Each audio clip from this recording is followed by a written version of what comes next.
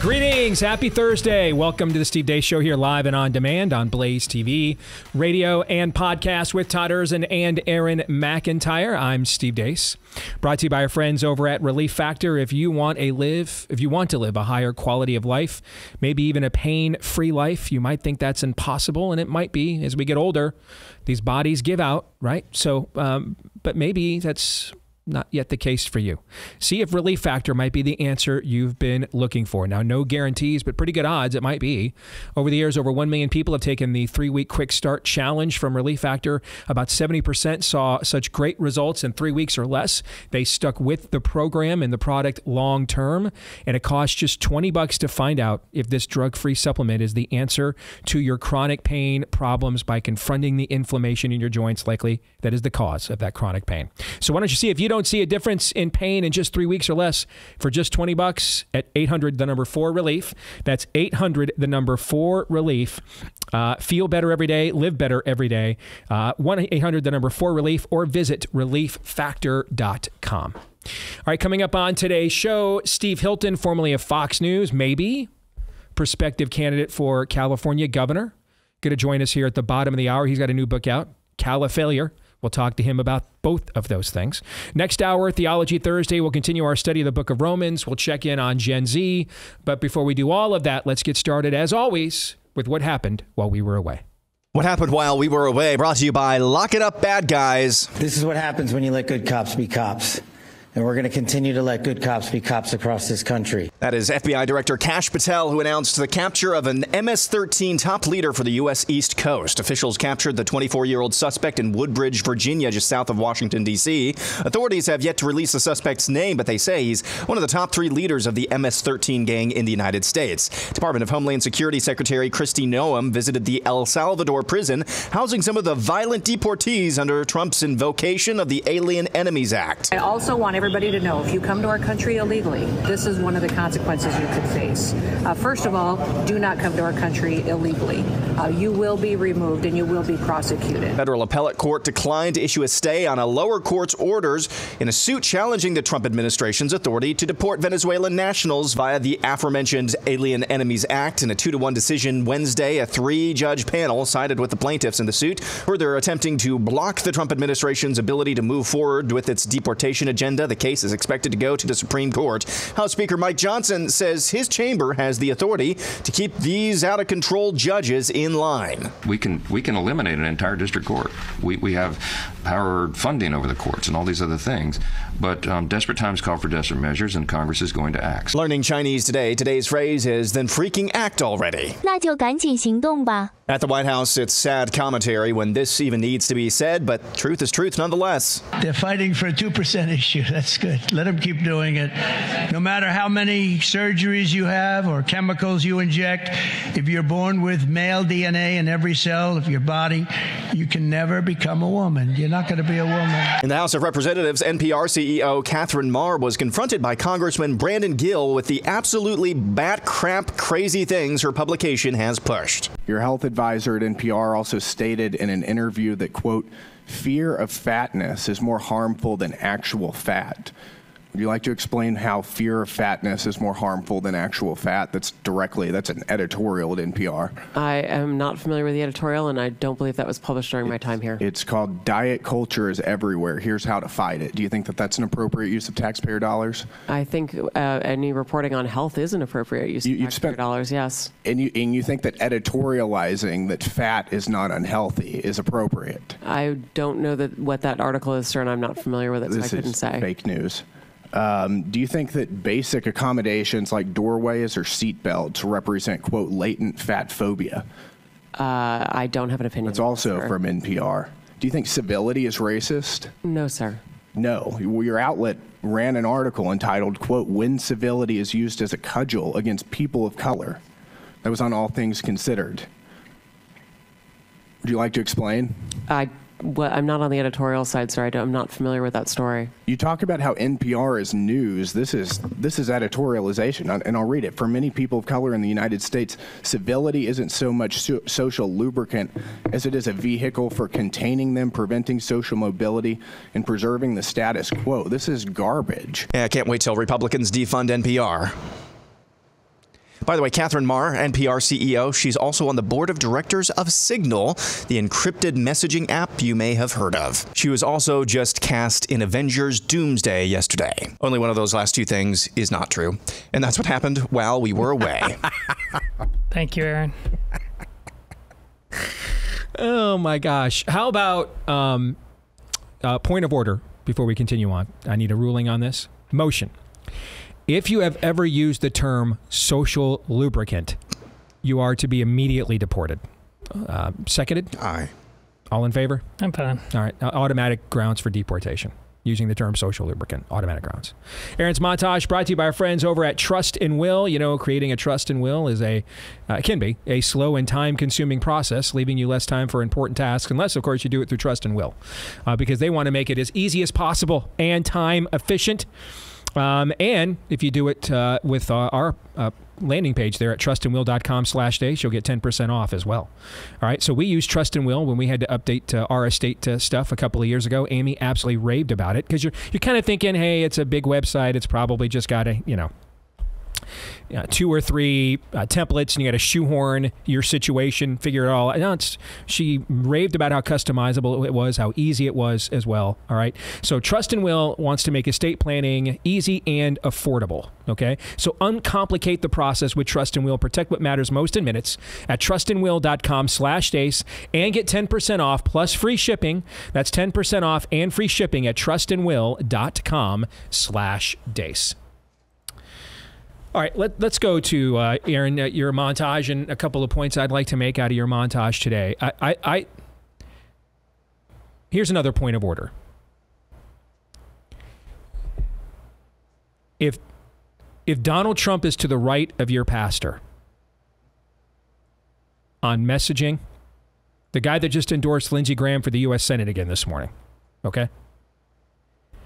If not so closeted homosexual. If Donald Trump is to the, at least that's what I think. I look forward to the discovery process, although not actually conducting it. Sure about that. Okay, that's not seconded.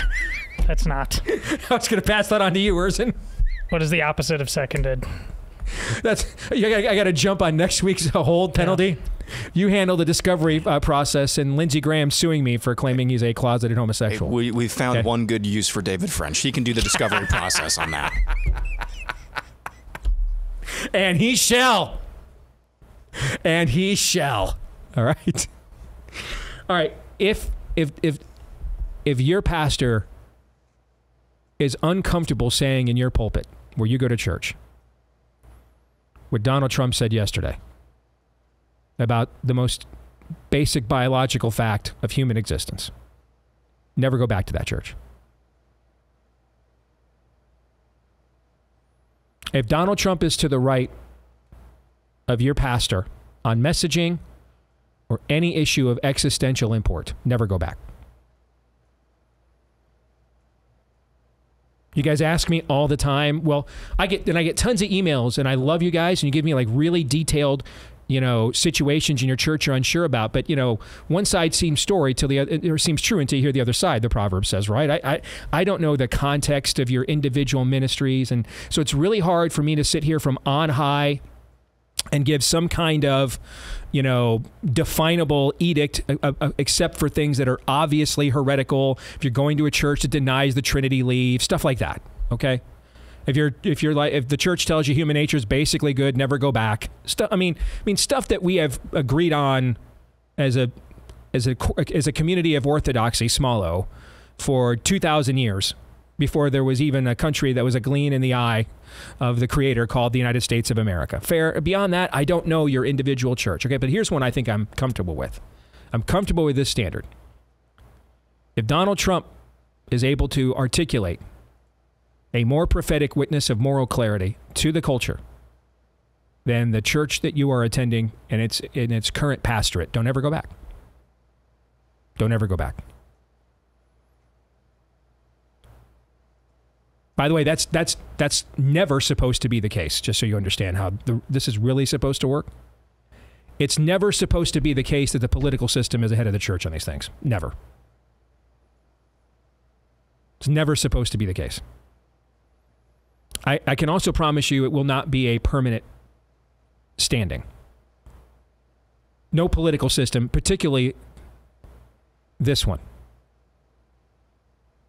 where we are subsidizing NPR's tripe, and she's also on the board of what is supposedly, I'm sorry, the encrypted app where we can truly be honest with one another.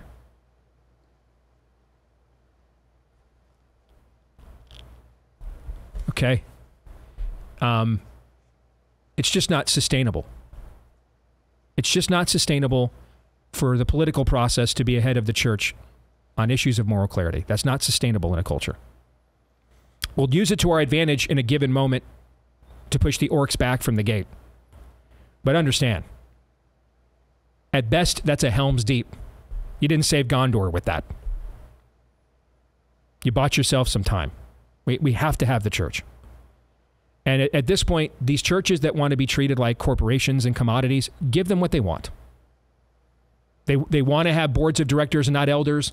They want to have mission statements and not creeds. They want to have customers as opposed to catechesis. Fine. Give them what they want. We started off with Romans 1, right? Eventually the Creator gets to the point where he just gives us what we want. Give them over. That's what the term given over means. We will give you over to your desires, what you want. You have made it clear. You will not repent. You cannot be reformed. Fine. Give them what they want. What does a customer do when they don't get the product they want? What do they typically do, guys? Go elsewhere? Go elsewhere then. Because I can promise you, you're probably the person and people like you in that church, you're the ones tithing that are actually paying the bills. The shallow people, the spiritual plankton, who are just getting their bellies rubbed and show up, check that box, and I got out of there in 42 minutes every Sunday flat. Those aren't the people doing the giving and the serving that make that thing actually go. People like you are. You don't receive shallow theology and I can't wait to cut a big check to this. I mean, if we're catering the theology to you, then you think everything's catered to you. As a customer, do you pay more than the sticker price on a product? You ever gone to a store and said, I just love you guys so much. Can I pay more for this? You ever done that? I have not. You have not. In fact, you tend to want to pay less, right? Same thing happens here. I mean, if you have a corporatized church culture and so people, the whole thing is catered to people rather than the worship of God, I can promise you, those aren't the same people that are anxious to cut big checks. There's no shared sacrifice. There's no sacrifice at all. Jesus is their homeboy, their boyfriend. So these churches have made it very clear for a generation they want to operate as corporations and behave as such. Then treat them accordingly. If your church gets outright flanked by Donald Trump, don't ever go back. Don't ever go back.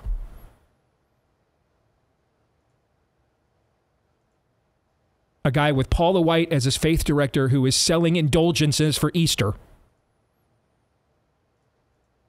If he can be more prophetic than your pastor, don't ever return. Don't ever go back. And if you're going to a church like that, stop emailing me all your Trump complaints. You're your own problem. Because you're the one attending a church that's not even close to as useful in this fight as Donald Trump has already proven to be. So I don't know what your moral standing is to pick and criticize and critique every last angle where Trump is concerned. If you can't even bother to attend a church that has more of a prophetic witness than Donald Trump, stop with your snotty online comments. You're the problem. Look in the mirror, man. Leave. We're running out of time as a culture. You guys see this marriage chart I shared this morning?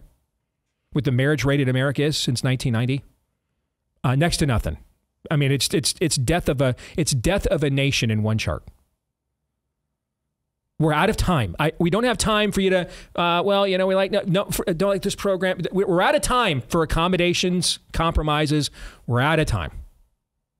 If you're going to a church that cannot even measure up to the moral clarity of Donald Trump, leave and don't ever go back. Otherwise, you're the problem.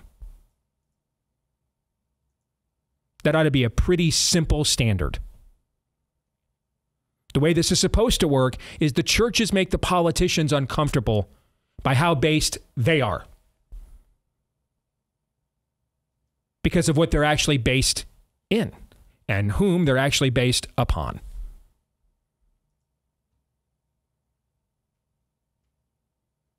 But if somehow Donald Trump can spend more than 5 minutes with Paula White and still retain enough moral clarity to stand up and say that, and your pastor with his beautiful seminary degrees, who of course has gone nowhere near the so-called Word of Faith movement, with his theological preciseness, can't be bothered?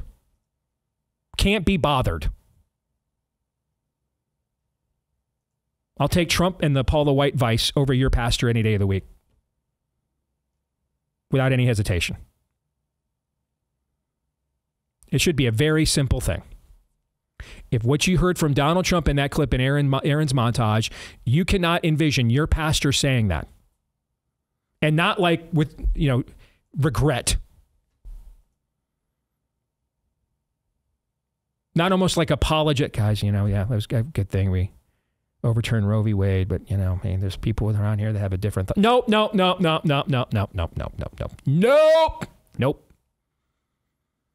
Just get up and walk out right there. We're done here.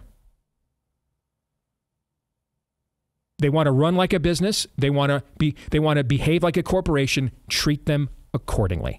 If you cannot meet if you can't even meet a baseline prophetic threshold of moral clarity that Donald Trump just provided in that clip, how dare you give any more of God's resources he's given to you to that congregation? Don't dare do it. Flush it down the toilet. Maybe somebody homeless living in the sewers will get a hold of it. It'll buy him a night's rest. They've already got enough sweater vests there.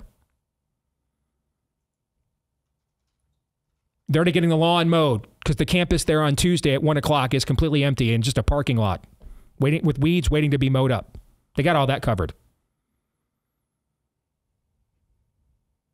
I was in a really good mood when I came in here, and I did not intend to go off on that rant. So I'm just going to trust that that's something that maybe somebody wanted to make sure needed to be said. Moving on. So the court, the Supreme Court, is going to hear whether Donald Trump has the authority to exercise the power given to him by the people. That's essentially what we're saying now. Can a president deport people? Does the Constitution make it very clear that the president has the power to defend us against all enemies, foreign and domestic? Is that not clearly enumerated and also implied? I believe you just said it. Cited it, correct. I believe John Roberts has twice now slapped down states that thought that they could individually handle immigration law because it's strictly into the purview of the federal government, correct? Mm-hmm. Okay. Who's the chief law enforcement executor or law executor of the federal government? Do you guys know? Do they wear black robes? No, it would not be the people in the black robes. It'd be the guy that presides over the, follow me now, executive branch. Executive. The root word of executive would be execute, as in perform, as in do. Where does a president derive his powers to execute, to do, to perform? Well, because we believe in government by the consent of the governed, we have these things called elections. And the power to do so comes from the people that do the voting. They vote for the person they think best represents a plurality of the vote. Hence the term Republican small r form of government, or representative republic if you prefer. I saw one of the large aggregator accounts on X on our side tweeted out this morning, quote, "I hate to bring this news. The president's authority to deport criminal gang members under the Alien Enemies Act might now be up to Amy Coney Barrett at the Supreme Court." Totally dead wrong. That entire tweet, fake news. And, I mean, this is a person who has like 100,000 more Twitter followers than me. Total fake news. Nothing in that's true. Trump's power to exercise or authority to exercise the power granted to him by the people doesn't come from the Supreme Court. It comes from the people. We have government by the consent of the governed. We don't have government by the consent of the government, guys. That's not what we have here. Well, we do, but it's not what we're supposed to have. And at some point, we're going to have to reset this.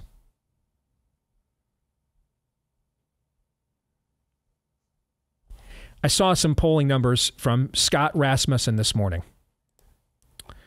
Let me find this in my feed because I just thought about it because it ties into what I'm saying right now.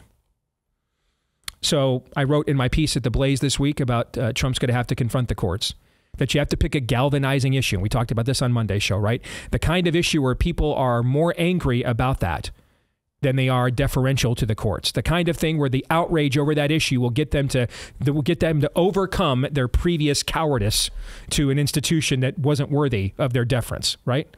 Let me see if I can find this here. Here it is.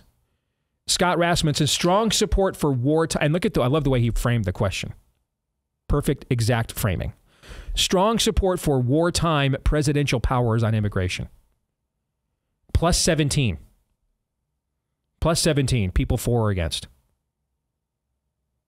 And another 9% aren't sure, which means, you know, at least half of those you think could be convinced have done so and then done so properly. That's a strong majority. That's the kind of issue where the people's out, because here's the thing. It's not just some benign, we're going to deport people. No, the specific question Scott asked ties into the specific legislative precedent that President Trump and his administration are citing, right? So wartime presidential powers on immigration. Meaning the situation is so dire that it requires a temporary escalation in executive discretion. Plus 17 people said, you bet your rear end it does. Well, do this thing. Take the trash out. So no, the president's power and therefore authority to uphold immigration law doesn't come from courts. It comes from the people. We have to stop using this language. Like we should never refer to trans men or trans women, ever. No such thing. We have to stop assenting to their verbiage. We're not going to beat them at their own game. We have to play our game.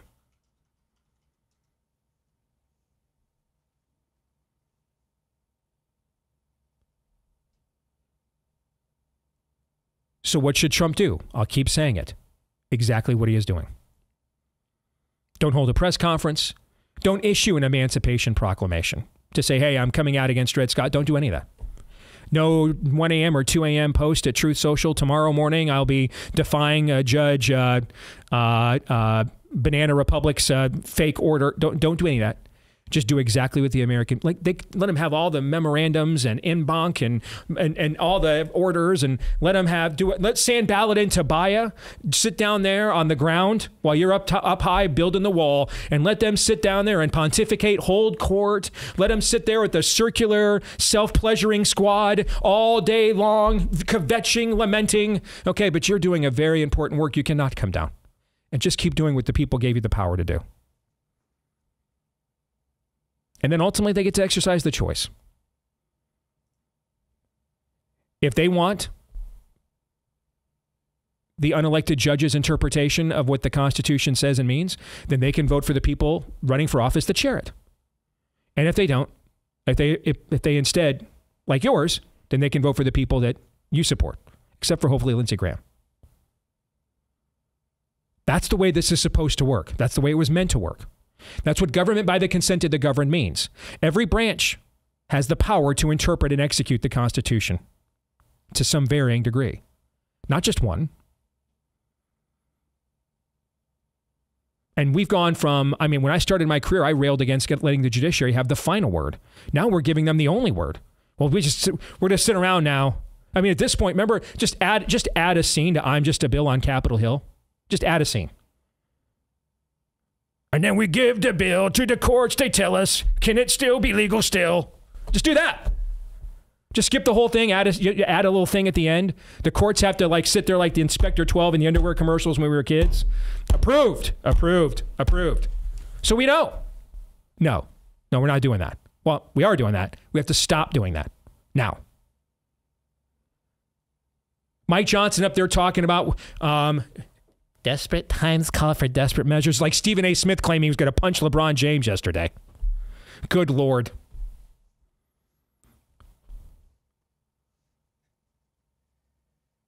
Who are these people? Well, of course I would have punched LeBron James. He would have stepped to you. He would have broken you in half. Maybe thirds. Shut up. Anybody believe Mike Johnson's doing anything that he said in that clip? No. We have one hero here, and it's the President of the United States. And he needs to act heroically, not just to save his presidency, but our country. Gentlemen, your thoughts? Well, I'm glad you brought up that Mike Johnson thing. When, really, with statistics like you just talked about with the plus minuses, who would be mad at Republicans? What votes would they lose if they suddenly voted to get rid of the DC District Court? There's no danger from voters. So it begs the question, ultimately, who is pulling their strings? That's one thing. The people are the problem, both the ones doing the voting and the ones who have been elected. Their priorities clearly are not with the Constitution, because there are obvious things right now, easy things to do, that don't demand any great rhetorical flourish. This would be an incredible own. They still won't do it. That should make you even feel worse. Who's in control? You guys want to get Vanta Black for a little bit? Yeah. We haven't been Vanta Black for a while. Let's roll. You know what the most Republican thing ever would be? Right now? In this moment? You know what it would be? Use your imagination. Passing a bill codifying and deliberating that various problematic district courts should actually be expanded so that we can fill them with our own justices. Oh, 'cause I quit. I told you it was Vanta Black. You said, and I quote, let's go. I now say you're fired. Is that not the most Republican thing to do here? Don't give the feds, they're already thinking, dude, that's more banquets, more dues, more golf outings, more club Fed socks.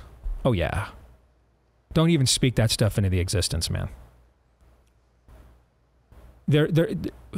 If you want to know why we suck on the right, the answer is almost always because doing what we believe would get in the way of somebody's grift. Yes. And that's usually, well, Steve, what about cowardice? That's what it stems from. The cowardice usually comes from that. The amount of these people that are just baseline cowards as opposed to just baseline captured, it's not even close. Baseline capture is way higher than baseline cowards. I mean, some of these people that are baseline captured that we're calling cowards, like served in wars, like built corporate empires, like won high-pressure trials in front of juries, with major stakes. Yes. These aren't baseline cowards. They're baseline captured. That's what they are. Congress was NIL before it got to college sports. Absolutely. I love that analogy. All right, when we come back, can California be saved? And is Steve Hilton the man to try and do it? We'll find out here next.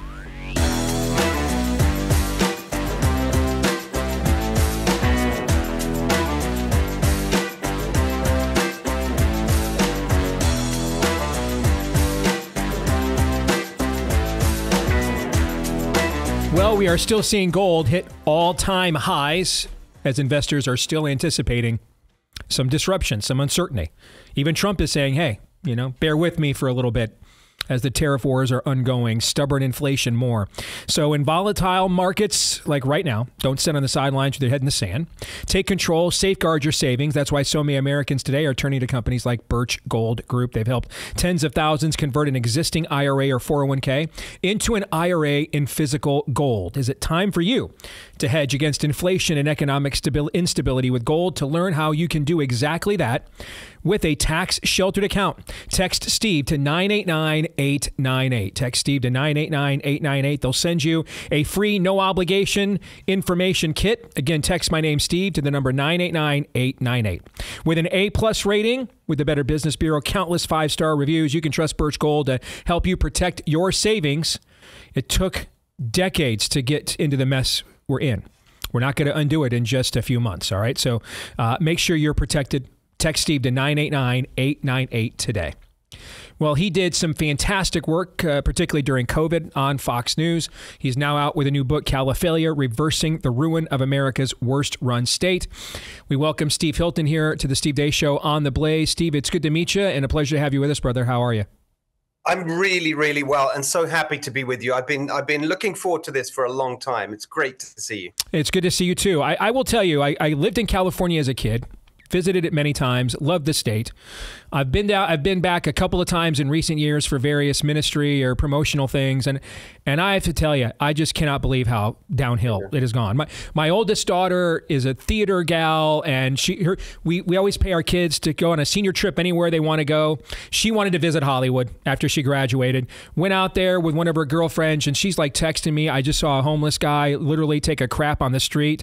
Dad, this is not what growing up in Iowa, this is not what I fantasized Southern California was going to be like whatsoever. What truly has happened there, Steve?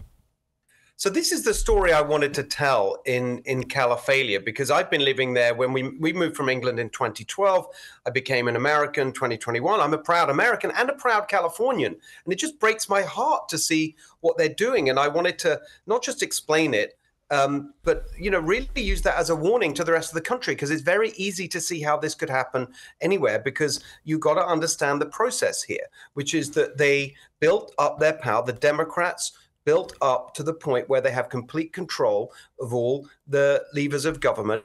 And they did that by building this machine, the unions, the government unions in particular. And then you've got the far left activists that control them. They put together this ideology. You mentioned the pandemic. I describe what they've done in California as they've really created this far left experiment. It's become the Wuhan lab of leftism, where they've been really experimenting on us with these really, really fringe ideological theories. And that's what I explain in the book. I call them pathologies, because they're pathological. They make no sense in any kind of real world setting. You got to be pathological to push this stuff through. I mean, one kind of obvious example where they are crushing our energy industries in California. We have fantastic oil and gas reserves in California, in Kern County, the south end of the Central Valley. People may know it. And these communities are just being, decimated because of their war on fossil fuels, which to make themselves feel good. There's a massive amount of narcissism in all of this. But actually, our fossil fuel consumption has barely declined. What's happened is instead of producing this in-state, we're now importing it from halfway around the world, literally on giant super tankers coming from Iraq, right? With the most polluting form of transportation on the planet. So in the name of climate, they are increasing our carbon emissions and making energy more expensive and destroying hardworking communities and working class jobs.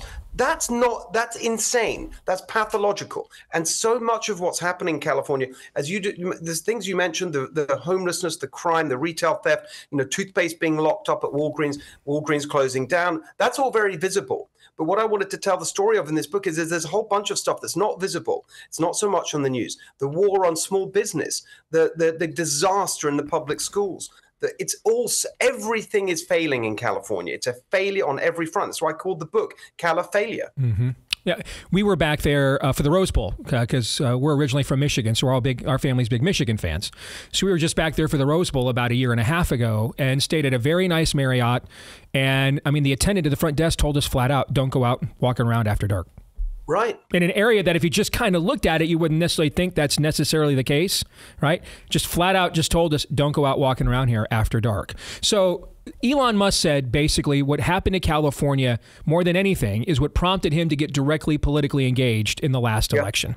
And he specifically referred to turning California into a one-party state, and that he viewed the same thing would happen nationally if the left won the last election. And so he thought that was so important that he actually aligned himself with people that he might, like me, frankly, that he might disagree with on a handful of issues, because he thought this was kind of a determinative generational moment for the country about whether it was going to become California or not. Can you explain to our audience around the country, Steve, what does he mean by turning California into a one-party state? How did they do that? So they during the 70s, they gave more and more power to the government unions. It was actually Reagan as governor who started it, but he was limiting it to the police and firefighters. Jerry Brown in the 70s, collective bargaining rights to all of the government unions, bit by bit, to the point where there's this massive political machine. This is the heart of it, right? They and so all these when you see states fighting back against that, and Utah's just done it, it's incredibly important that you don't allow the government unions to build up this power. They now spend in California on political donations and activity over $1 billion a year, the union, just in California. They control the state. I'll give you a story. One of the issues that I've worked on a lot in California, because the part 2 of the book, I should say, is called Califuture. And that's the plan for how we turn this around, the antidote. That's what I've been working on the last 2 years or so. I set up a policy organization in California, how we can fix our problems. One of the big issues is the cost of house. It's impossible to buy a home. Like the median house price, the typical house price, $1 million. It's insane. And regular working people cannot even contemplate buying a home. That used to be the California dream. So I've been working on that issue. One of the massive components of that is environmental regulation, which is abused by the unions, in this case, not government unions, private sector unions, they file lawsuits to block housing in order to extract concessions from house builders in terms of, the forced use of union labor or higher, way above market wages, all that kind of stuff. So I proposed a ballot initiative that would deal with that. I was going around Sacramento talking to people about it, and including Democrats, because they run the place. They have a 2/3 majority in the state legislature. I talked to one of the legislators, Democrat, who had a reputation of being good on the housing issue. I put forward my argument. She said, yes, you're completely right. We have to do this. I said, great, so you'll support it. Well, I can't say so publicly. Why not? The unions will hate it. So what? Surely we can just do what's right together. I'll never forget it. Waved the arm around in the office. We are overlooking the state capitol, said, well, the unions run this place. It's such a chilling thing from an elected representative. Mm-hmm. So don't let them get the power. The other thing they did was gerrymander the districts. In 2008, California voters passed an initiative for what was described as independent redistricting. But they jumped in, they hijacked the process. So now you have a situation where even in a bad year in California, Republicans statewide get around 40% of the vote. The average share of the vote in the last 20 years is nearly 42%. It's more Republican of a state than people think.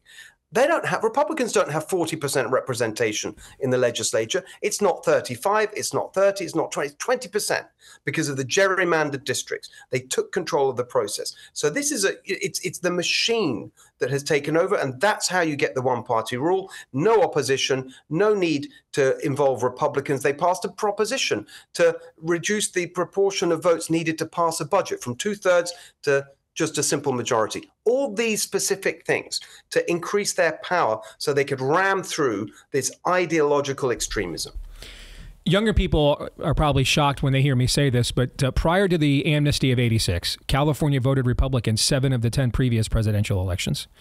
Right. Nixon in his landslide of 72, he came from the state of California. Reagan in his landslide of 84, he came from the state of California. Since then, Republicans have not won since 1988, have not won the state. Until recently, in the recent elections you cited, could not even get above 40% statewide in a presidential election.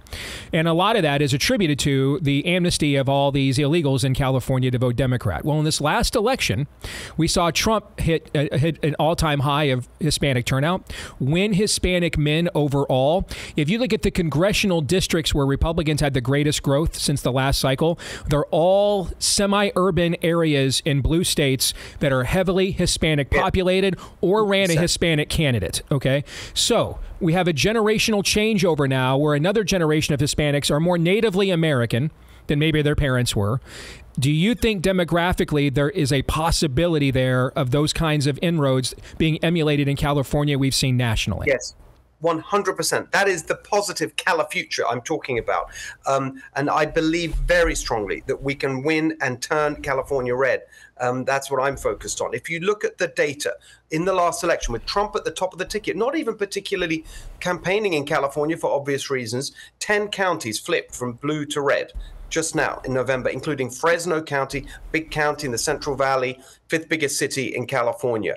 You look at the population of California, the demographic breakdown, Latinos are now the largest group, 40% in terms of population. The working class Latino vote, they've been hammered the most by this climate extremism, telling them you can't have this truck, you can't have a gas stove to cook the way you have in your family for generations. They hate all this stuff. They can't get a house, the neighborhoods are not safe, the schools are no good, Latino kids are suffering the most. You know, it's a really, really big opportunity. And I think that if we play it right and lay out a positive, practical, common sense agenda. And the final point I just want to make on that immigration issue, it's really interesting. Last year, the Democrats in the state legislature, as just an example of their insanity, bearing in mind the point I made about housing, it's the number one reason people are leaving California. Housing costs are off the chart. So in that context, where you have hardworking Californians, Latino families who've been here for generations, cannot scrimp the money together to buy a house. What did the Democrats do? They put a bill into the legislature to take taxpayer money from those hardworking Californians and hand it out in free down payment assistance for illegal immigrants to buy a house. It's an absolute outrage. And guess who was most outraged by it? Latinos in California, saying, hang on a second, we've been here for years. We spent years going through the proper channels, getting our citizenship. Sometimes it takes 10, 15, 20 years to do it, pay our taxes, work incredibly hard. And now you have these people wandering in across Biden's open border, and you're going to give them free money to buy a house? No way. And so I think that the days of being reticent about that, I think the Republican Party in California for too long has had this attitude of, oh, you know, the only way you win as a Republican in California is to be a kind of watered down Democrat light. I think that is completely wrong. I mean, I'll give you one more example if we have time. Huntington Beach, really interesting story. Iconic city, Surf City, USA in Orange County. Just over 4 years ago, the council was run 6-1 by Democrats. A friend of mine, Tony Strickland, put together a slate of candidates, and they won. In 2022, they took control of the council 4-3 on a very strong conservative platform. They then implemented common sense conservative ideas on crime, clearing homeless encampments, what's taught in the schools and the libraries. Very kind of basic conservative stuff. They passed a ballot initiative on voter ID. Well, guess what happened in November? They ran 7 candidates. They called themselves the Magnificent Seven. This is in Orange County. They won. Clean sweep. So you have a council that went from 6-1 Democrats to 7-0 Republican in 4 years. So things are changing in California, and I'm optimistic we can really pull it off in 2026. Steve, I've got less than a minute. I saw a clip of a mutual friend of ours, Pastor Jack Hibbs of Chino Hills Calvary Chapel, urging you to run for governor. Yes. Is that on the table for you? It is. I'm strongly considering it. And Jack's a good friend, and we're talking a lot. Here's the way I will put it, Steve. Kamala Harris has told us that she's also considering running for governor of California. Bring it on, I say. Let's beat her again. And she's told everyone that she'll make her decision by the end of the summer. I will tell you today that I will make my decision much, much sooner than that. Steve, it's a pleasure having you on the show, and don't be a stranger, brother. Thank you very much. Love to see you soon. Thank you, Steve. Appreciate it. Check the book out. It's called Califailure, Reversing the Ruin of America's Worst Run State. All right, good stuff there. Gentlemen, what'd you think? Yeah, he's a happy warrior. I like it. He's unafraid, and he's got a lot of ways, a very smart guy, to tell you you're dumb, and we need more of that as a people because we are dumb.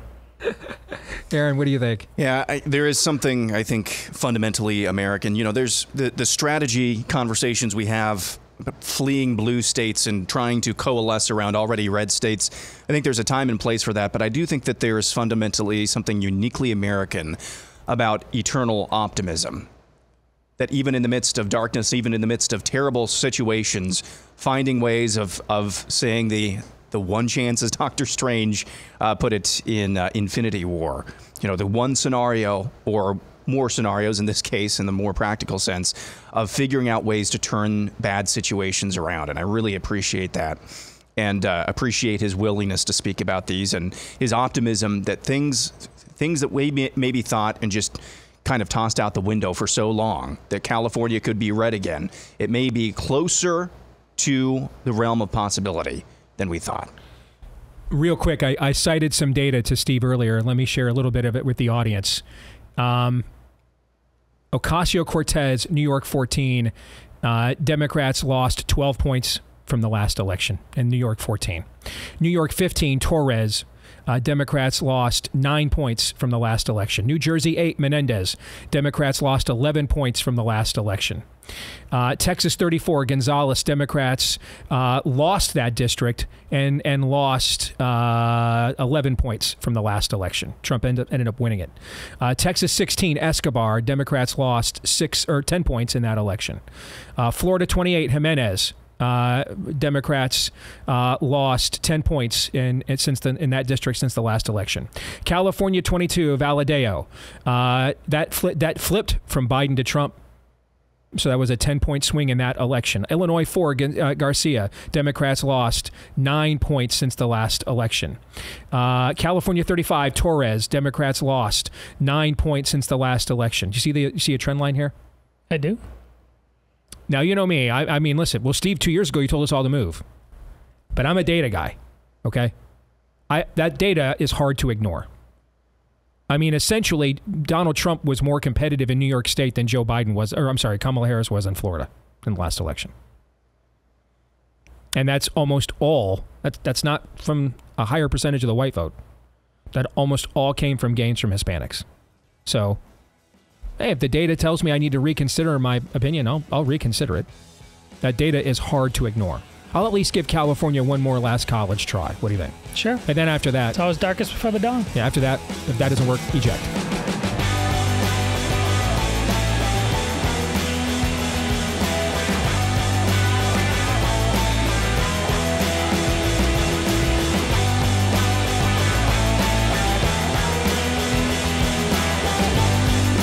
All right, back here with Hour 2, live and on demand on Blaze TV, radio, and podcast. Steve Deace here with Todd Erz and Aaron McIntyre and all of you. And you can all let us know, hopefully, though, not all at once, please, what you think about what we think by emailing the show, steve@stevedeace.com, DEACE. Like us on Facebook, MeWe, and Gab. Follow me at Steve Deace Show on X, Instagram, and TikTok.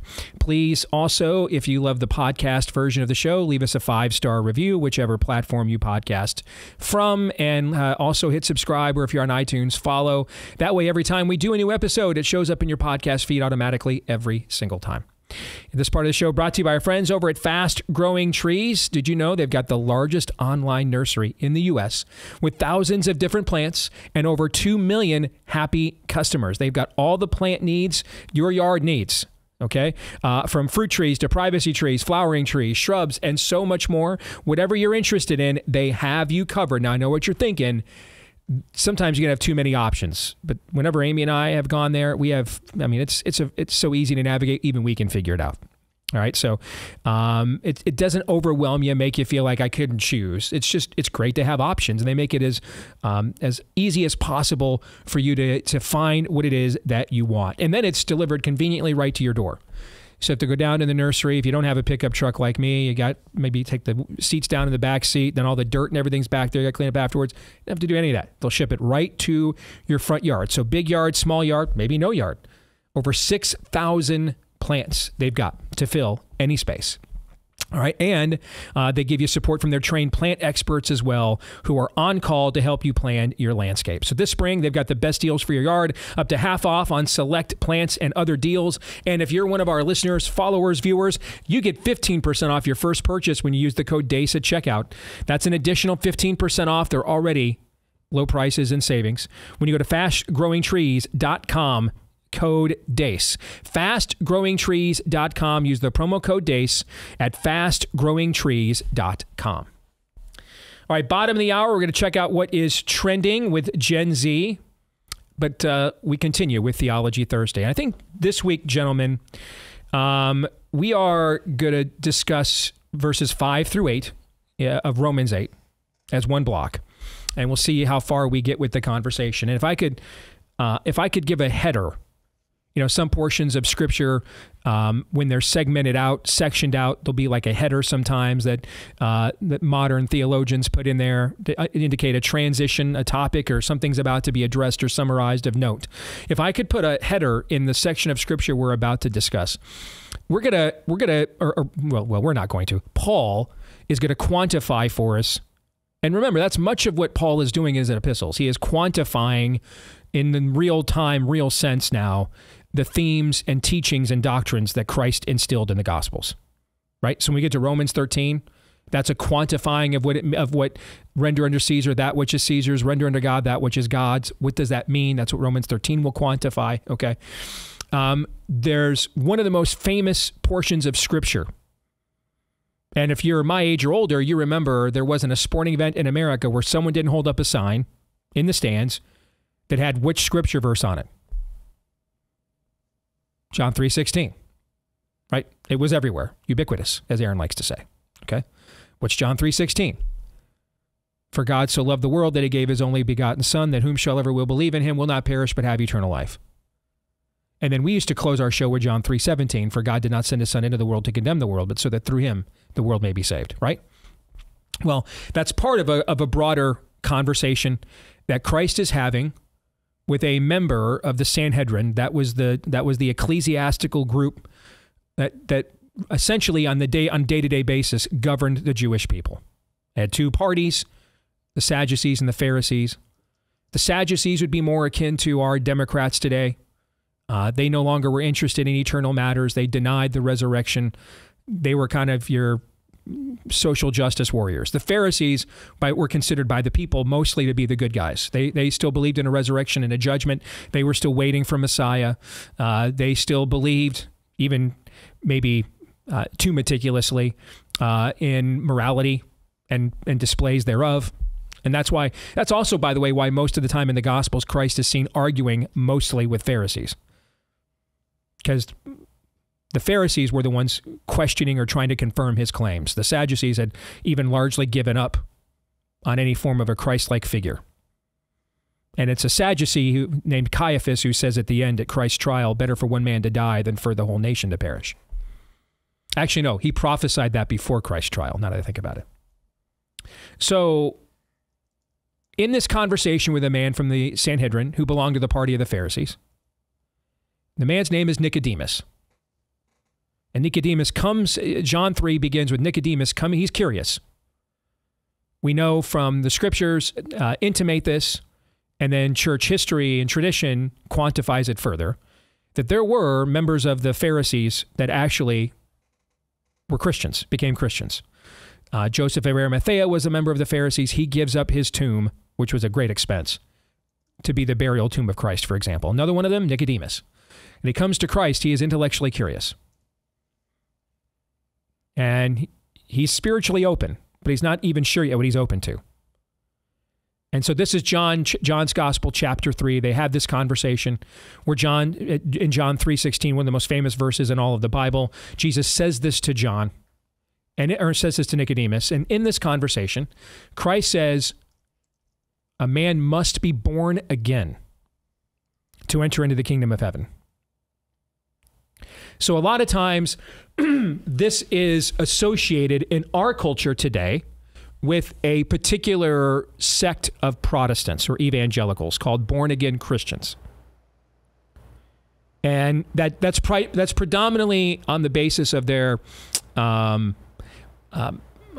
stressing of evangelism, and then ecclesiastical customs that are hoping to provoke conversion, altar calls, sinners' prayers.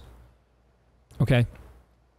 But the reality is, there is no Christian who's not born again, and there never has been. You can't be one. But what does that mean? Is that a process? Is it a catechesis that begins when I'm baptized as a child, and then I go through a catechesis and then I'm confirmed as an adult? Is it a singular process that means I went to a tent revival and the pastor was passionate and gifted and reached my heart, and I gave my heart to Jesus and said a sinner's prayer? Well, the answer to both those questions can be yes. And we know the answer ultimately by what? By their fruit you know them. Ultimately, you'll display the fruit that you have been born again, or you won't. Okay? So it's not necessarily various Christian traditions, and I've referenced a couple vaguely, or maybe not too vaguely, in what I just said, but we have traditions within Christianity that are meant to try and spur and confirm that you have been born again. But there's never been a believer that wasn't born again, ever. But what does that mean? And I think in this section of Scripture, Paul is going to quantify for us why this is necessary. All right, so let's pick up verse 5. Paul writes in chapter 8 of Romans, "For those who live according to the flesh set their minds on the things of the flesh, but those who live according to the Spirit set their minds on the things of the Spirit. For to set the mind on the flesh is death, but to set the mind on the Spirit is life and peace. For the mind that is set on the flesh is hostile to God." Let me repeat that. For the mind that is set on the flesh is hostile to God, for it does not submit to God's law. Indeed, it cannot. Let me repeat that. For it does not submit to God's law. Indeed, it cannot. It cannot. Those who are in the flesh cannot please God. Let me repeat that. Those who are in the flesh cannot please God. One more time for the folks in the back. Those who are in the flesh cannot please God. Commenting on this verse, on these verses of Scripture, the great Charles Spurgeon said the following: "The mind with which we are all born into is at enmity with God. And however much refined or polished a man may be, however amiable or polite, however he may shine amongst his fellow creatures, if he has not had a new heart and a right spirit, he is at enmity against God. And he cannot enter heaven unless there has been a divine change wrought in him. Some of you suppose, because you've never been guilty of any particular vice, because you have not indulged in any supposed great transgression, that therefore you do not require the work of regeneration in your hearts." That's what it means to be born again. "You will be mightily mistaken," Mr. Spurgeon says, "if you continue under that delusion until the last great day. For to be carnally minded, even though that carnal mind is in a body that is dressed in silks and satins, to be carnally minded is death, even though it will be whitewashed till it looks like a spiritual one. To be carnally minded, even though you sow the carnal mind with a few good garden seeds of the flowers of morality, will still be nothing but damnation to you at the last. To be carnally minded is death only. To be spiritually minded is life and peace, because the carnal mind is against God, is at enmity with God."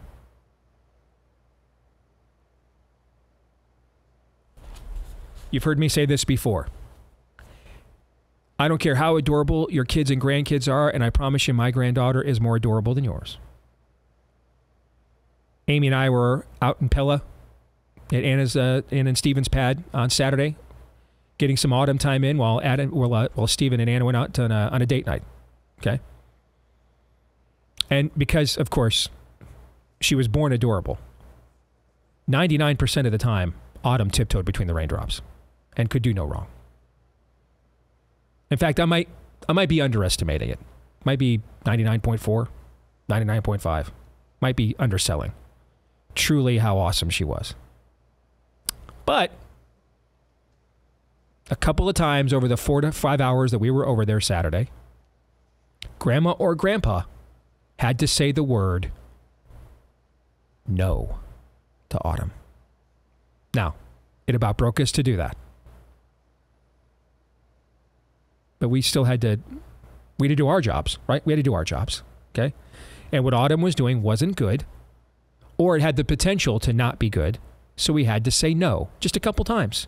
Because, again, because of her just overall awesomeness, I mean, literally, as she is learning to take literal baby steps, flowers magically, petals combust, they just appear on the ground for her feet to be cushioned. Is she cast in Avengers Doomsday by any chance?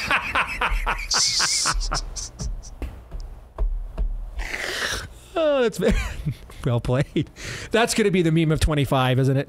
Oh, I love it. Cast in Avengers Doomsday. Okay. Is Lindsey Graham cast as the villain, social lubricant in Avengers oh my gosh. Doomsday? Well, I'm sorry. We got way off here. Oh my gosh. Anyway, back to Autumn. All right, back to Autumn. That's a shout out to Jill Savage right there. A couple of times, Grandma and Grandpa, over the course of 4 hours or so, Grandma or Grandpa had to say it to Autumn, no. Here's the weird thing about that, though. Like the only couple of times that Autumn was not absolutely adorability perfected was the couple times we told her no. The couple times we told her no, she didn't look up at us in her 1-year-old mind, nod, and, as if to say, hey, here's looking out. Appreciate it. And stop doing what we wanted her not to do. She looked at us like our heads were joined together. Like, who are you? Because even with all of that certifiable adorability, she's a sinner. And so am I, and so is Todd, and so is Aaron, and so is everyone within the sound of my voice. And so is everyone who has ever lived born of flesh.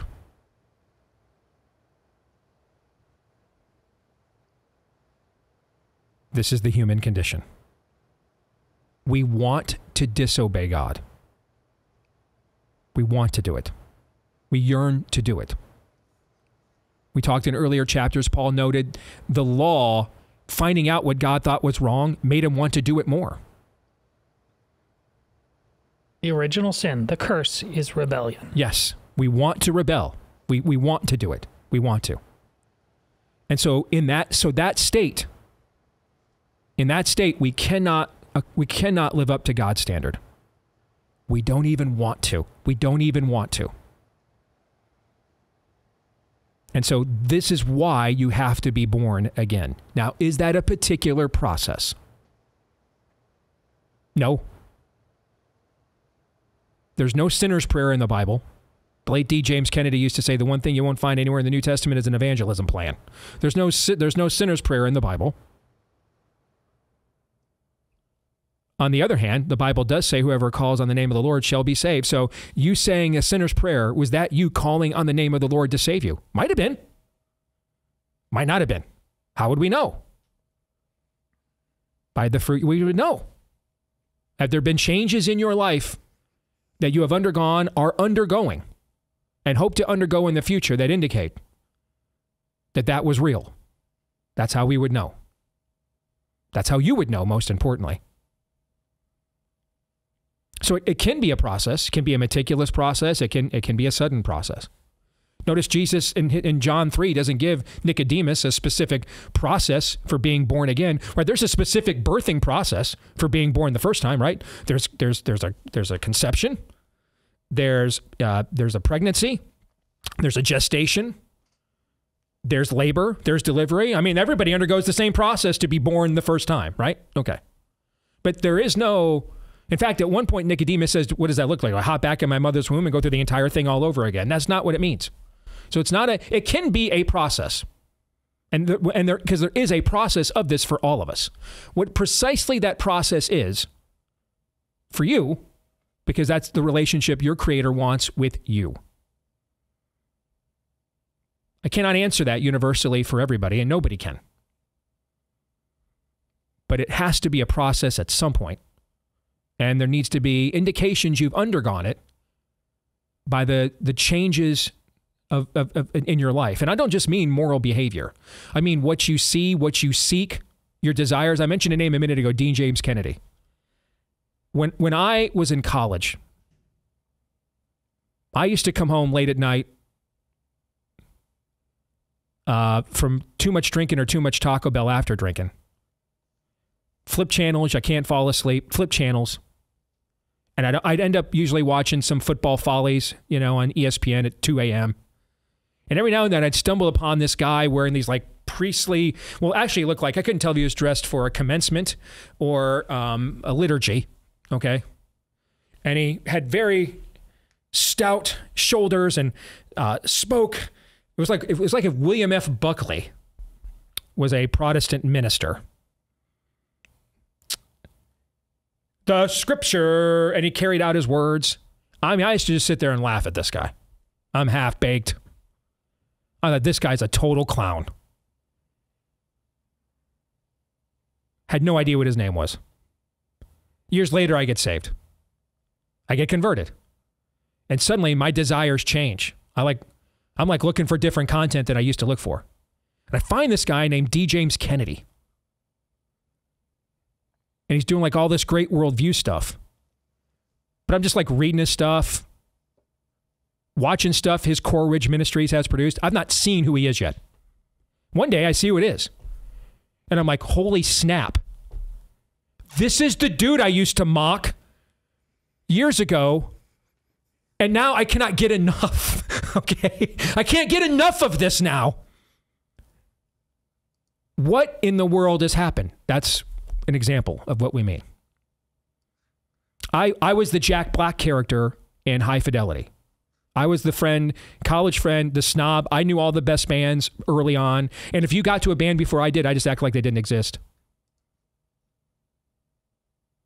When my wife and I got married and she wanted to take all of her 80s hair metal like Poison and put it amid my CD collection, which you want to talk about idols, man. I polished that baby severely. Had over 500 CDs. And I'm like, you're not polluting my CD collection with that stuff.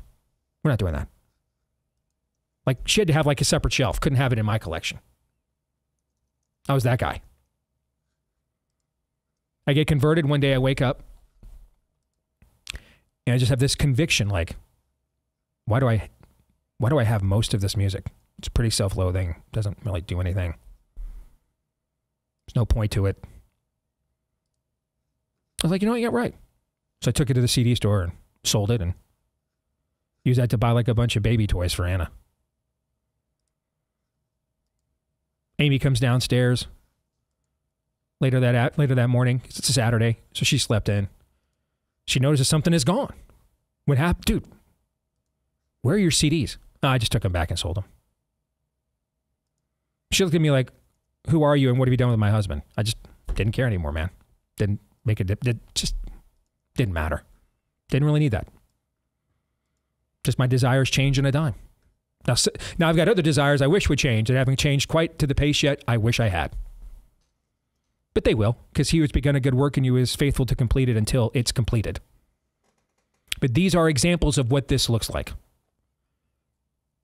Do you have a desire, a willingness to live counterculturally? Not I'm white knuckling it. But just my desires are different. My perspectives are different. That's a supernatural exchange that has taken place. And that's evidence that you have been born again. So that you can now live in the Spirit. Because before, when you were in the flesh, the sinful flesh you were born into, you could not please God. Gentlemen, I turn it over to you. Aaron, first or second? I'll go first. I usually make you go first. That was very well said, Steve. There's one small detail that, for whatever reason, caught my eye. And it's this word that's said over and over again in these verses. For those who live according to the flesh, set their minds on the things of the flesh. But those who live according to the Spirit, set their minds on things of the Spirit. For to set the mind on the flesh is death, but to set the mind on the Spirit is life and peace. For the mind that is set on the flesh is hostile to God, for it does not submit to God's law. Indeed, it cannot. For those who are in the flesh cannot please God. Now, that word set that I emphasized there over and over again, according to John MacArthur in his commentary, that's the Greek verb for just an orientation of your mind, a mindset. However, R.C. Sproul, in his commentary, spells it a different way. I think spells it out a different way, and I'm not totally sure why he does this. He says, the unregenerate person is described by a mind-set instead of mindset. He didn't spell it that way. He does this a couple of times. If we question whether we are in the kingdom of God, the first place to look is our mind-set. What is the focus of our life? What do we think about all the time? Are we preoccupied with goals and ambitions and the desires and appetites of this world? I'm not asking whether we simply think about such things, but rather what our minds are set on. What is the focus? Sproul has invoked Ezekiel exchanging our heart of stone for a heart of flesh a couple of times in his commentaries. And I wonder if that's why he's spelling mind-set that way. Invoking this imagery of set not in an orientation of our minds, but set as in like concrete, stone.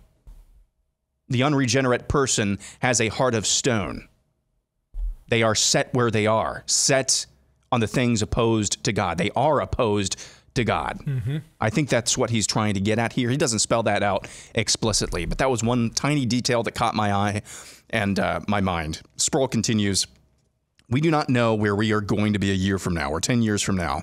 What really matters is where we are going to be 100 years from now. If our minds are set on things of the flesh, then 100 years from now, we will be in perdition. But if our minds are concerned about the things of God, the Spirit of God, the truth of God, the sweetness of God, then 100 years from now, we will be enjoying the brightness of God's glory without interruption. It's easy to fix our minds on things of this world so that we go through our lives missing the things of eternity. Where is our mind set? Where is our heart set? Where is our treasure? Those who live according to the flesh set their minds on things of the flesh, but those who live according to the Spirit, the things of the Spirit. So that's Sproul's overall commentary on that verse, which really sets the stage for the passage that we're studying today. Well said. Well, we're going to be 3 for 3. Everybody's using the same kind of language. Scott Hahn talks about people may be upstanding citizens who conscientiously pay their taxes, but they remain in a dire predicament of alienation from God.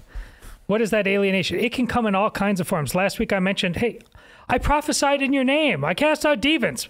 I hardly knew you. Something in that was set up as an idol, no matter how.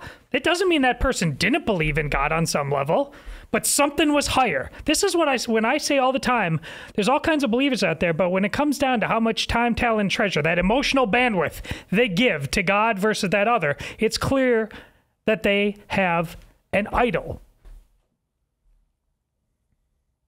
Scott Hahn goes on, when a person lives according to the flesh or according to the Spirit, the individual's thinking and acting are directed and determined by one or the other. Paul has in view both a mindset and the moral conduct that flows from it. One who walks according to the flesh habitually yields to sinful and selfish desires in the affairs of life. Habitually. Nearly everything he does is guided by human calculation and takes place on a purely human level. Conversely, one who walks according to the Spirit is mindful of living for God and drawing on the strength of his grace. He is not the center of his universe, but a humble servant of the Lord. Ultimately, the ways of the flesh and spirit move in opposite directions towards opposite destinies. On the one hand, the concern of the flesh is death. Clearly, Paul means more by death than bodily expiration and corruption. The desires of the flesh lead away from God towards spiritual death. On the other hand, the concern of the Spirit is life and peace, eternal life and everlasting peace. Paul uses these terms in connection with the final judgment mentioned in chapter 2 of Romans, when he announces that God will give eternal life to those who persevere in good works, along with glory, honor, and peace. That's twice. There's peace in doing good works. And that goes to that emotional bandwidth I talked about. How much of that emotional bandwidth, and Steve, you talked about the dire state of the church, the stuff that men are preoccupying with. Is it giving them peace? It noticeably doesn't. It turns them into psychopaths, and proudly so. They're constantly ranting and raving about this and that, and about stuff that doesn't matter, the sports teams, whatever. That's what this is talking about. And I think obviously so. That's very well said by Mr. Hahn as well. Harkens back to the exchange Christ has with the figure largely, often described as the rich young ruler. And he comes to Jesus and says, hey, I've lived this, I'm paraphrasing here, but I've lived this very moral life. You know, what must I do to be saved? And Jesus says, he says, well, you know, love the Lord your God, all your heart, soul, strength, and might. First tablet, love your neighbor as you love yourself. Second tablet, he goes, well, I've tried to do all those kinds of things. And he looks at him, and Christ says, well, there's one more thing maybe I left him to. Go home, sell off everything you know, come and follow me. There's the idol. Okay. He examined him, found the idol. Yep. Found the thing he wasn't willing to give up for Christ. Because he didn't call him a liar. Right. He did do good things. Right. I mean, I would argue we can have an habitual sin that the Bible describes as the sin that so easily ensnares us, that we wish we could give over. We just haven't gotten to a place of grace yet of truly understanding what it will take the level of suffering it will take to actually overcome it. And then there's the habitual sin of, well, God will just deal with it and accept it, because like the OnlyFans model who said last week, well, I know God forgives sin. Okay. Well, now you're just publicly parading your sin. You're not struggling with it in the quiet, for example. You're not wrestling with it between you and God or your own conscience. You're actually sinning publicly, provoking others to join you in said sin. That's a different kind of habitual, sin. And I think that's probably more of what Han is describing here. And what's the idol in the way of you, as Paul will say when we get to Romans 12, offering yourself up as a living sacrifice? What is that? When God calls you out of the bullpen, what's the thing that you're like, but I've got this going on. You sure you need me right now? What is that thing? That's the thing that has to go. And for a lot of people, it comes in very normal things, even things that are good on their face. For a lot of people, it's just being nice. It's their idol, and it's killing a culture. It's why Donald Trump is more prophetic on some of the key moral issues than the church, as we talked about in the first hour. The idol of nice. Because nice also, by the way, produces a prophet, even though it may not make you one, if you know what I'm saying. All right, we'll come back. Let's find out what's trending in Gen Z here when we do. Stay tuned.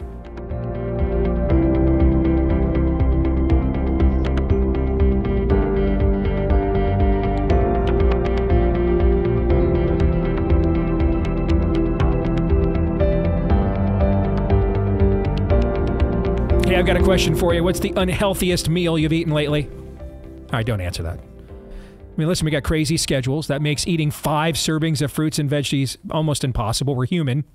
We can't always eat healthy and keep up with those schedules. That's why doctors created Field of Greens. It's a delicious glass of Field of Greens daily is like nutritional armor for your body. Each fruit and vegetable, doctors selected for a specific health benefit. There's a heart health group, lungs and kidney groups, metabolism, even healthy weight. I love the energy I get from Field of Greens. Just started back up with them in my own private regimen here this week. But also you get the confidence that even if you're having a cheat day, you can still make sure you're getting the daily assortment of fruits and vegetables that you need. It's nutrition your body needs daily. Field of Greens makes you just healthier and better. I mean, this is their better health promise. So your doctors, they're going to notice your improved health, or you're going to get your money back. Let me get you started with my special discount, 20% off your first order. Just use the code Steve at fieldofgreens.com. That's code Steve at fieldofgreens.com. And since they were last with us, you're going to see they've got several new products, several new flavors as well. So go to the website, all right, fieldofgreens.com. Pick out what you think you or your family is really in need of and looking for. All right, and then make sure to use the code Steve at checkout to get 20% off that first order. 20% off, code Steve at fieldofgreens.com. All right, time for our monthly check-in on what's trending with Gen Z, because we're old now and we'll completely fall out of touch with our kids and grandkids if we don't do this. So consider this segment a public service, not just a shameless attempt to promote my oldest child, which it is that as well. Anastasia, how are you, sweetie? I'm appreciative of the shameless attempt to promote me, and I will always take self-promotion. Thank you. I appreciate that. And that's the segment. Yes. Thanks for having me on. You're welcome. Yes. I mean, that was something I did pass on to you, of course. Yes, one of my finer traits, of course. All right. So what is trending this week in Gen Z we need to know about? All right. So this couple on TikTok has been trending for a really long time now. You know, they've been married for a while. They have some kiddos, and they used to be really popular. Their names are Matt and Abby, and they are both millennials, but really trend with Gen Z. You know, we watched like her birth video and her bringing her babies home, all of this stuff. But then they've kind of hit some rocky territory. There's been some minor, you know, things that they've done as parents that people haven't really liked. But one like what? Can you give us an example? Yeah. So, for example, they decided to go on a cruise and leave their kiddos in the room alone with the baby monitor on so that they could go drink. That was one, and go hang out. So, okay. You know, I'm kind of new to this, but maybe don't do that. Todd, your thoughts? You've got 3 more kids than Anna, have been at it longer. What do you think? Is that I'm pretty sure I'm going to hold that entire show or podcast or whatever they're doing in contempt. So this is I've got a long list I'm formulating. This is a down payment on your contempt? Okay. Yeah. All right. Continue, Anna. Go ahead. Yes. And so one of the, you know, kind of rockiest recent announcements was from the husband, Matt. And I'll just kind of let you guys watch his most recent announcement here on TikTok. Super embarrassing, but I've been sleeping in our walk-in closet for the past month now. This is our guest bedroom mattress that I dragged all the way from our guest bedroom into here. And my wife's not a huge fan of this arrangement. Obviously, I don't know a spouse that would be stoked. This decision that I made was something I had to do just to prioritize my mental health, because I was not okay. I was really struggling. I was feeling awful. And that's why I'm here. Secrets out. Get off the podcast. Good grief. Anna, you didn't have a chance to even set it up. Todd went Republicans pounce on this video before you even set it up. So go ahead, wrap it up for us. No, you're good. And so this kind of came out, and all of a sudden people were like, okay, wait a second. This kind of sucks of you. We don't really like this. However, this actually isn't the first time that he's done something kind of against his wife or something that she doesn't appreciate. So I'll let you guys watch this other video that I showed Aaron.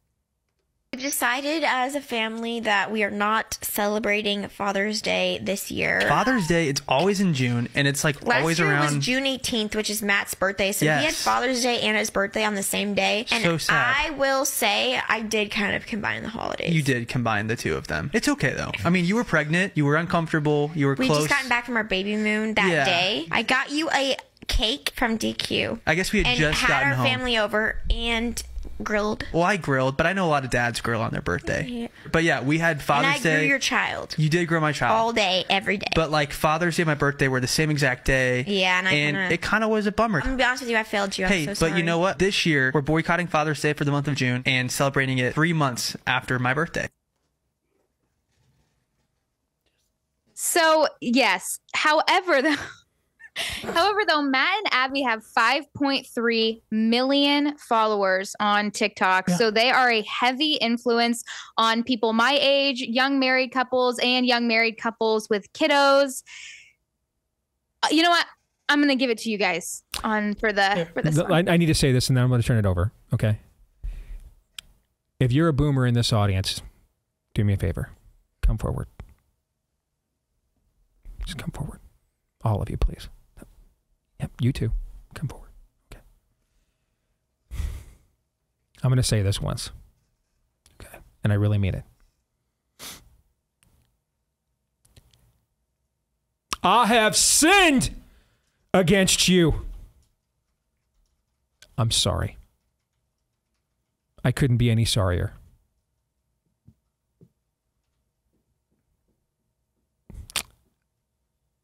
I apologize to each and every one of you. From the depths of my heart. I'm sorry. Carry on. Now, Todd, go ahead. It's not a generational thing. It's a narcissist thing. This is they idolize themselves. And I was going to ask you, Anna, if you happen to know, you beat me to the amount of followers they have. It just goes to show my level of pessimism about this moment in time, this honeymoon we're having. Is it sustainable? Of course not. The trivial garbage that people have turned into their god, their idol. This dovetails with what we just got done talking about. I mean, there's a word. Losers in the worst possible sense, cosmically, eternally. This is what hell will look like. Those videos. I kind of think it's generational that the husband is leaving the bed on his own. That's I know of no other previous generation where the husband voluntarily did not want to sleep in bed with his wife. But I just think that's secondary. I have to do this for my mental health. Correct. And I have to I have to isolate myself, but tell millions that I have to isolate myself. It's all insane. It's all insane. It's demonic. Is there a chance, Anna, that this isn't real? That this is just... It is 100% real. His that they're wife just actually playing came a out role. with That this No. is just for engagement farming. It's not real. No, this is 100% real. Matt has come out before and talked about mental health issues that he has, which is, that happens, and that wasn't really at his fault, obviously. But he's come out like he's written songs before about even though he has a wife and even though he has a family and even though he has a great career, he still feels empty inside. He doesn't feel satisfied. There's videos of him like performing this song for his wife. And yeah, so there's very interesting, this has been going on for a very long time is my point. Doesn't And it's he have a 100% friend real. Who will punch him in the face? Like literally? We don't have the law of the jungle anymore. We don't even do that anymore. Well, I mean, we got rid of the law of the jungle amongst men and the gospel at the exact same time. So now we don't have, now we have nothing that we're invoking to supernaturally hold us back from our worst instincts. Forget friends. And then we removed the natural instinct and impetus to not just become foolish clowns because we don't have the dude. No, you don't have a friend anymore that will just put you on your rear end and you'll thank him for it later on. We don't have that. In fact, this is so probably foreign to Anna and her era. She has no idea what we're even talking about. So no, that doesn't exist anymore. Listen, mental health is a real thing, but it's so abused. I'm not going to let them get away with that. Their bigger problem is they're narcissistic losers. And I'd like to meet their parents too, because how about that friend? What's their dad saying to them? What's their mom saying to them? Oh, gosh, look at how many follows you got while you sleep in the closet. I know. Folks, please reconcile yourself to how deeply problematic the current state of the American man is. And it, on average, looks a lot closer to that loser than you think. Aaron, what do you think? Well, how many years have we sat on shows like this and said, the men are the problem, men are the problem, the youth are not getting married, they're not having kids, we're heading for a demographic winter, all of these different sentiments, and then, look, we found one.